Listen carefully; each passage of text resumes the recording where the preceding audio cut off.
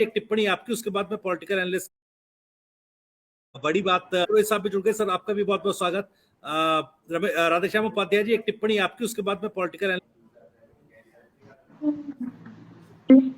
जो राजस्थान की राजनीति में अभी तक जो भी घटनाक्रम हुए हैं जी, अभी जिस प्रकार से हमारे बड़े आदरणीय हैं डॉक्टर प्रदीप जी चतुर्वेदी और कांग्रेस के बड़े वरिष्ठ नेता हैं, हम इनसे कुछ ना कुछ सीखते हैं।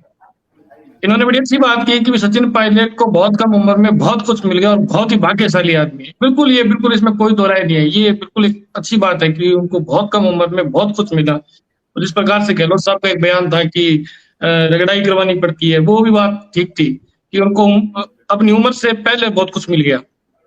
लेकिन जिस प्रकार से नेताओं का दूसरी पार्टियों में आना जाना, ये एक महत्वपूर्ण बिंदु है।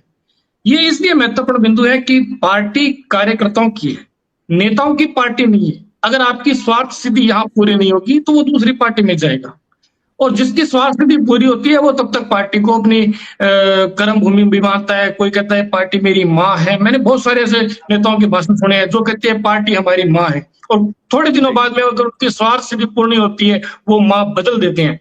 तो ऐसी परिस्थितियां ये कांग्रेस में नहीं है, ये भारतीय जनता पार्टी में भी रही है, ये बहुजन समाज पार्टी के अंदर भी रही है, ये तमाम पार्टियों में ऐसे होता है। लेकिन मेरा ये मानना है कि जो पार्टी के अंदर जो नेता है वो पार्टी के लिए नहीं है, वो अपनी स्वार्थ सिद्धि के लिए आते हैं। कार्यकर्ता जो है, जो जमीनी कार्यकर्ता है, वो हमेशा पार्टी के लिए बना रहता है। वो अपनी पार्टी को वास्तव में अपनी मां मानता है, वो उसको कर्म भूमि मानता है, उसके लिए वो काम करके बड़ा खुश होता है।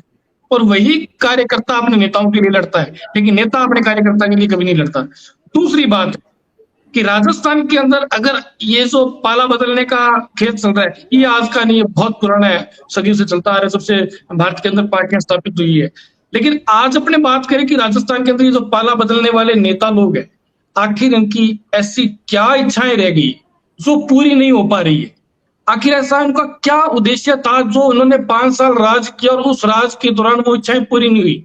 अगर उनका उद्देश्य है कि भविष्य जी, मैं थोड़ा सा समय लूंगा, कि अगर उनका उद्देश्य ये है कि हमें फीता काटना है, हमें गाड़ी पे एक प्लेट लगानी है, अगर ये उद्देश्य है, तो मेरा ये कहना इस डिबेट के माध्यम से इस जनता से कि ऐसे नेताओं को घर का रास्ता दिखा देना चाहिए, क्योंकि उनके पास तो कोई विजन नहीं है। उनका तो एक मिशन है कि 2 बार एमएलए रह लिए, 4 बार मंत्री बनना है और सीएम बनना है। ये इस देश का भविष्य तय नहीं हो सकता इससे। अगर आपके पास विजन है, जो आपने 5 साल के अंदर काम किया, उस काम के नाम पर अगर आप जनता के बीच में जाने की हिम्मत रखते हो, अगर आपके पास इस बात का कलेजा है कि मैं पार्टी का वर्कर हूं और मैं जनता के बीच में अपना वो काम लेके जाऊंगा जो मैंने पूरा किया है, और वो काम लेके जाऊंगा जो मेरा अधूरा रह गया है, जिसके लिए मुझे समय और चाहिए, ऐसे नेताओं को जनता को मौका मिलना चाहिए।